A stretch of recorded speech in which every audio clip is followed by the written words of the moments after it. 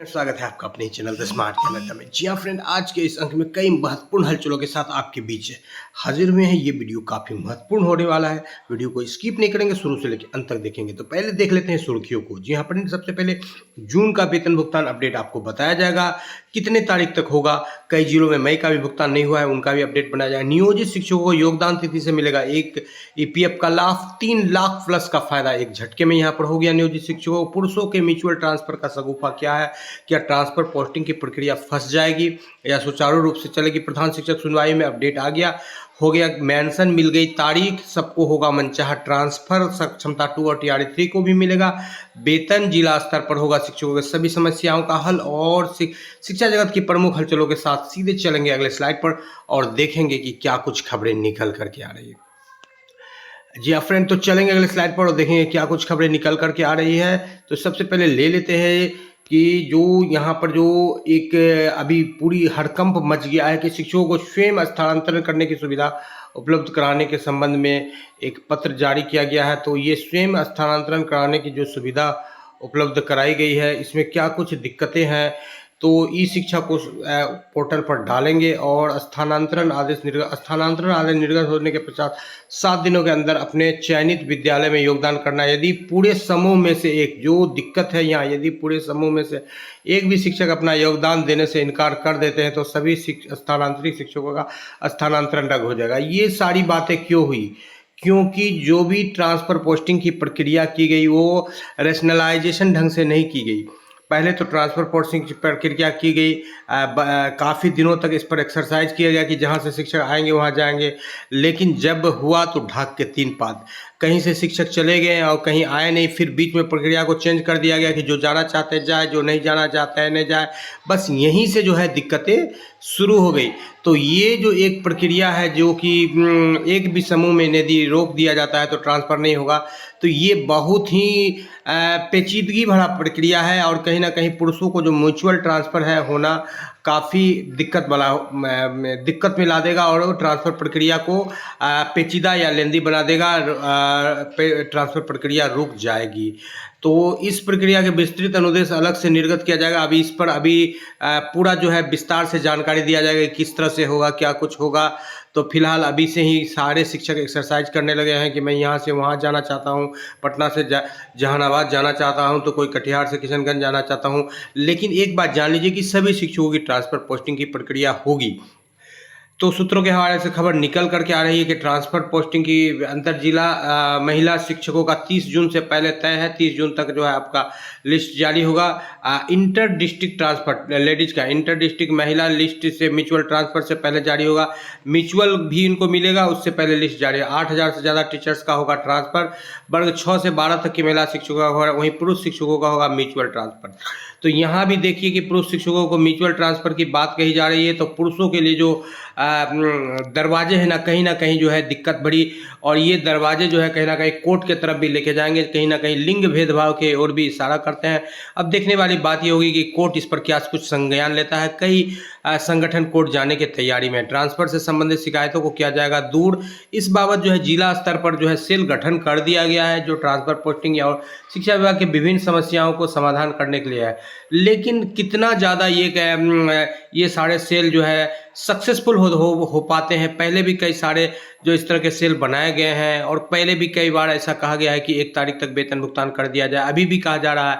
लेकिन कई सारे जिलों में तो होता है, कई सारे जिलों में जो है 1-1, 2-2 महीना भी विलम्ब हो जाता है। तो कितना इसका आउटपुट निकलेगा ये कहना कठिन है। फिलहाल जो है म्यूचुअल ट्रांसफ़र पोस्टिंग में जो है ग्रामीण क्षेत्रों में जो है म्यूचुअल होना काफ़ी कठिन है। इसमें सब्जेक्ट मिलना, कैटेगरी मिलना, आपका 1 to 5, 6 to 8, 9, 10, 11, 12 विषय मिलना, उसके बाद हो सकता है तो आपका कोटि भी, जाति भी मिला दे कि जनरल टू जनरल होगा, SC to ST होगा, OBC to OBC होगा या नहीं भी हो सकता है। तो भी 3-4 चीज़ों का संयोग मिलना काफ़ी कठिन है और कहीं ना कहीं ये जो है दिक्कतों को पैदा करने वाला ये समय और संसाधन की बर्बादी होगी। जी हाँ फ्रेंड, स्कूल की शिकायतों के लिए टोल फ्री नंबर भी दिए गए हैं। स्थापना की शिकायत के लिए अलग अलग, आधारभूत संरचना की शिकायत के लिए, निविदा संबंधी विद्यालय से सामान्य शिकायत के लिए यहाँ पर नंबर दिख रहा है स्क्रीन पर।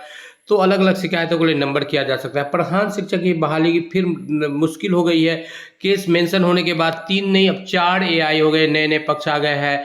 लेकिन कुल मिलाकर सरकार अभी शांत है, चूंकि ट्रांसफर पोस्टिंग की प्रक्रिया में फंसी हुई है।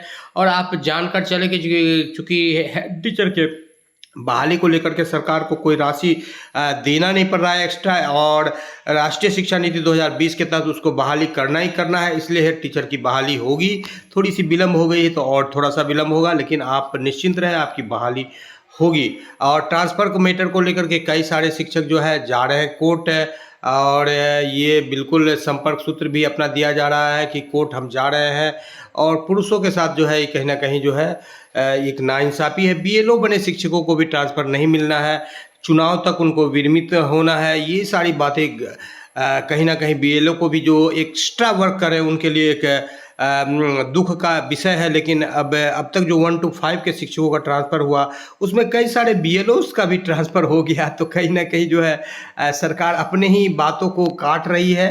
खुद बीएलओ का ट्रांसफ़र नहीं करना चाह रही, और कई सारे बीएलए चले गए प्रखंड से, तो कई सारे सुपरवाइजर भी चले गए, तो दिक्कतों बड़ी बात है। जून का वेतन अपडेट आपको बताते चले, और ईपीएफओ पर बात होगी उस पर भी चलेंगे। तो जून का वेतन अपडेट आपको बताते चले कि जून का वेतन अपडेट आपको बता दे कि 5 से 8 तारीख तक सभी जिलों में होगा। कई जिलों में तो पत्र निकाला गया है कि 22 तारीख तक ही एब्सेंटी दिया जाए, 25 तक जिला को समर्पित कर दिया जाए, और जिला जो है 27-28 तक जो है बैंक को समर्पित करे, ताकि जो है 1 तारीख तक शिक्षकों का भुगतान हो जाए।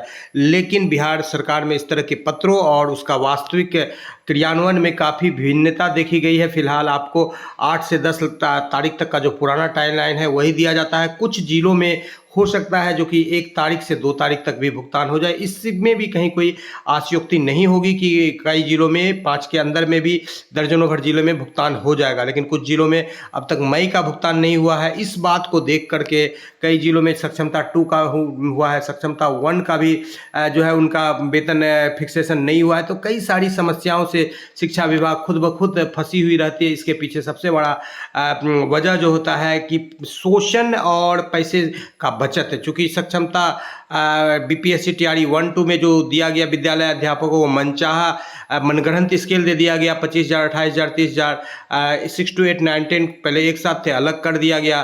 फिर सक्षमता वाले को मनगढ़ंत स्केल से ही जोड़ दिया गया।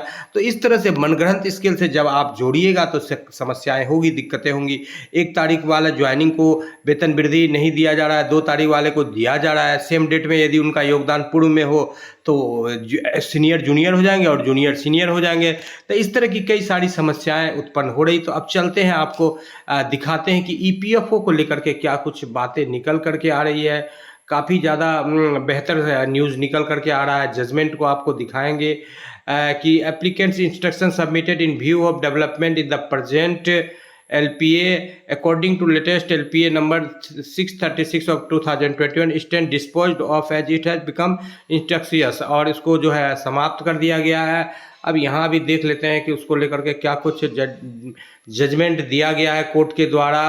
तो यहाँ पर काफ़ी लंबी है, लेकिन फिर भी यहाँ पर शॉर्ट में आपको पढ़ देते हैं। यहाँ पर employ provident fund regional office mister Jayaprakash Kishore council for state the petitioner has approach this court for a direction to the respondent to extend benefits of the employees provident fund and miscellaneous provision act 1952 and schemes under act of all teachers and librarians and other appointed under Bihar Panchayat Nagar Nikaya elementary teacher rules 2006. It has been submitted on behalf of the petitioner. तो यहाँ पर जो है librarian और शिक्षकों को जो है योगदान के तिथि से जो है ईपीएफ का लाभ दिया गया है। If therefore disclosure before a court of law that a decision has been taken to extend the benefit of the act and schemes framed there under to constructed, इसको एक्सटेंड कर दिया गया है। यानी कि जब 2020 सितंबर से मिला है उसको आपको योगदान तिथि से आपको देने की यहाँ पर बात आपको कही गई है। थोड़ी सी लंबी चौड़ी जो है यहाँ पर जजमेंट है, तो आपको बता देते हैं कि कितना लाभ होगा। तो जो शिक्षक 2003 में ज्वाइन किए हैं, 2006 से जिनको रेगुलर किया गया था, 2006 से 2020 से उनको मिल रहा है ईपीएफ का लाभ। तो 2020 से 2006 के बीच में जो है लगभग 15 साल आ रहे हैं। तो 15 साल में जो है 12 महीने से आप गुना किए 15 गुना 12 और सरकार देती है 1800 का कंट्रीब्यूशन। ये तीनों को गुना करेंगे तो लगभग 3,02,652 के आसपास आ रहा है। तो 3 लाख प्लस की जो है राशि एक झटके में यहाँ पर नियोजित शिक्षक को मिल जाएगी यदि सरकार ईपीएफ को योगदान के तिथि से लागू करती है। तो अभी भी बात है, कोर्ट के जजमेंट कई सारे आ रहे हैं लेकिन सरकार लागू नहीं कर रही है, लेकिन ईपीएफओ को लागू कर देती है तो ये 3 लाख का लाभ नियोजित शिक्षकों को एक झटके में हो जाएगा। ये बातें निकल करके आ रही है। जी हाँ फ्रेंड, वीडियो पसंद आ रहा है तो लाइक कर दे, चैनल पर नए हैं या अब तक सब्सक्राइब नहीं किया तो सब्सक्राइब कर ले। द स्मार्ट ज्ञान अड्डा आपका अपना चैनल है साथियों, जो आपके उज्जवल भविष्य की कामना करता है। वीडियो को शुरू से लेकर अंत तक देखने के लिए आपका बहुत बहुत धन्यवाद। आपका दिन शुभ हो। जय हिंद, जय भारत, वंदे मातरम।